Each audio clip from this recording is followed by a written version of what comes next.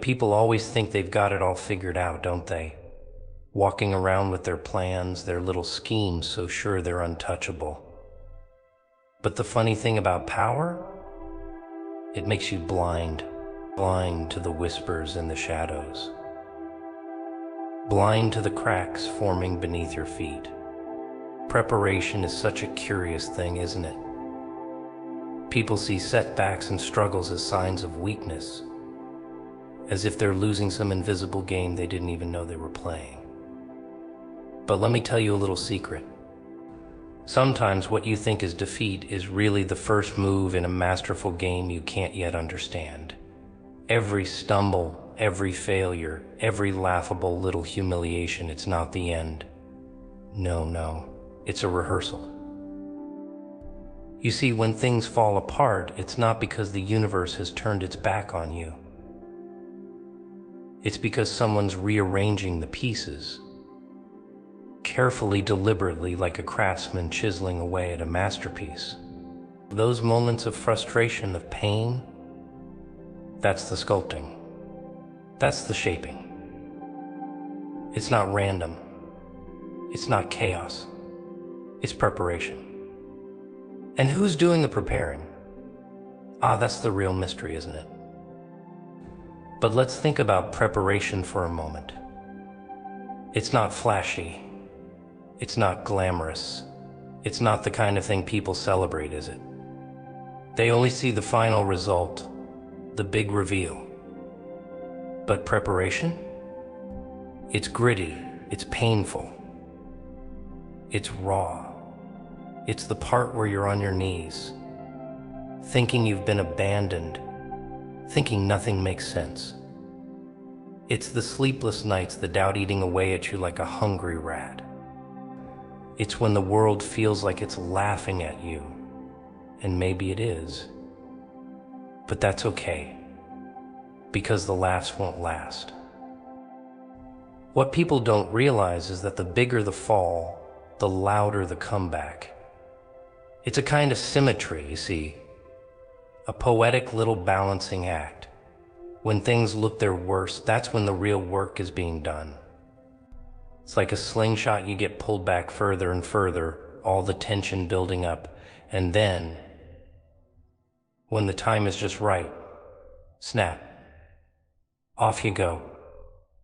But here's the twist, that tension, that pull, it's not just random hardship. It's intentional. It's all part of a plan. People love plans, don't they? They love to believe they've got everything under control. They write their lists, draw their diagrams, and pretend they're the masters of their own destiny. But what if there's a bigger plan? What if the setbacks, the heartbreaks, the so-called failures aren't mistakes? What if they're necessary? Because let's be honest, the greatest stories aren't born from easy wins. They're born from the ashes of catastrophe. And then there's timing. Oh, timing is everything, isn't it? You don't bake a cake without preheating the oven. You don't plant a seed and expect it to grow overnight. Preparation takes time. It takes patience. But people don't like patience. They want the payoff without the process. They want the victory without the struggle. And when they don't get it, they start doubting. They start questioning. They start thinking, maybe I'm not good enough. Maybe it's not meant to be. That's where they're wrong. So beautifully, tragically wrong. Because every moment of doubt, every second of suffering, it's all part of the plan. The breakdowns, the setbacks, the tears, they're not signs of failure. They're the foundation. You don't build a skyscraper on sand, you dig deep. Sometimes so deep it feels like you'll never see daylight again. But when the time comes, when the foundation is ready, then the real building begins. And oh, what a sight it's going to be. But here's the thing about preparation, it's a lonely road. Nobody applauds the process. Nobody notices the quiet moments of resilience. They only care about the final act, the triumphant return. But you know what? That's the beauty of it. The preparation, the shaping, the refining, it's not for them. It's for you. Now, let's talk about the setbacks themselves, the so-called losses. People love to think of them as roadblocks, as if they're being punished, as if the universe is out to get them. But what if those losses are strategic?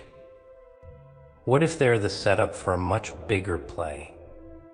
Because sometimes to get to where you're meant to be, you have to lose what you thought you couldn't live without. It's a funny thing, isn't it? People fight so hard to hold on to things that might not even matter in the long run. They cling to jobs, relationships, identities, because they think losing them would be the end. But sometimes losing is exactly what needs to happen. It's the clearing away of the old to make space for the new. It's the pruning of the tree so it can grow stronger. So the next time you find yourself in the middle of chaos, don't be so quick to despair. Look closer. Think deeper. Maybe, just maybe, it's not chaos at all. Maybe it's preparation. Maybe it's the groundwork for something you can't yet see. And maybe, just maybe, it's the beginning of something extraordinary. Ah, the mighty. You know them, don't you? The ones who stand tall, chest out, swagger in their step, thinking they've got everything under control. They're always at the top of their game, aren't they? They sit in their shiny chairs, build their towers, call the shots, and feel invincible. They think they're untouchable, unshakable. But there's a little truth they refuse to acknowledge. A truth that makes them blind to what's coming the fall. You see, for all their power, for all their wealth, for all their so-called success, there's something they fail to grasp. And that's the reality of how fragile their empire really is. It's like a house of cards. So carefully stacked, so brilliantly constructed, but all it takes is one little shift, one unforeseen gust of wind, and everything crashes. And what's even funnier, they never see it coming. That's the beauty of it. The higher they climb, the further they fall. And they don't even realize that everything they've built, everything they've fought for, is just a ticking time bomb waiting for its moment. People look at them and think, they've made it. They're invincible, but deep down they're playing a dangerous game. The ones who seem like they have it all, who play by their own rules, are often the most vulnerable. They've forgotten the most crucial lesson: nothing lasts forever. The mighty are so busy enjoying their power, their comfort, their control, that they forget how easily it can slip through their fingers. They never question their position. They never stop to ask themselves, what if? What if this isn't permanent? They just continue on, marching forward, as if their rise is inevitable, as if no one can touch them. But that's the trap, isn't it? The more you believe you're untouchable, the more you're setting yourself up for disaster. People like that, the ones who are untouchable in their minds, they're so wrapped up in their own greatness that they don't even see the cracks forming underneath, the tiny, invisible fractures that grow little by little, unnoticed until it's too late. The universe doesn't forget. It doesn't let arrogance slide, it watches. It waits. And when the time is right, when the foundations are weak enough, it strikes. And here's the punchline, it's beautiful. The downfall of the mighty is a thing of pure art.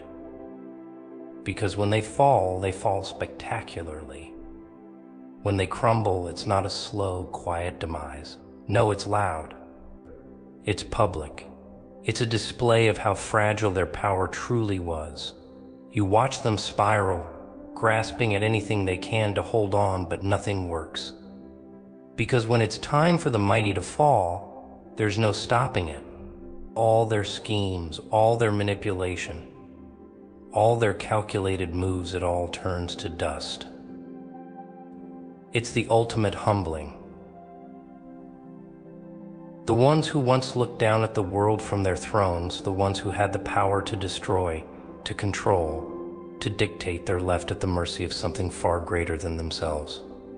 They're exposed for what they truly are: human, flawed, fallible. And that, my friends, is where the magic happens. Because when the mighty fall, they don't just lose their status, they lose their identity. They lose their belief that they were somehow above it all. And in that loss, something strange happens. They become like everyone else. Ordinary, vulnerable. But here's the kicker. Most people would sympathize with them, right? Oh, they'd say, what a shame. What a tragedy. They'd cry for the mighty. They'd feel bad for the fallen, as if the world owes them something.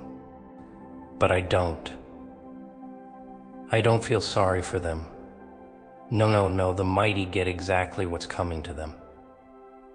They've spent their lives thinking they could play the game on their terms, but the universe doesn't care about your terms.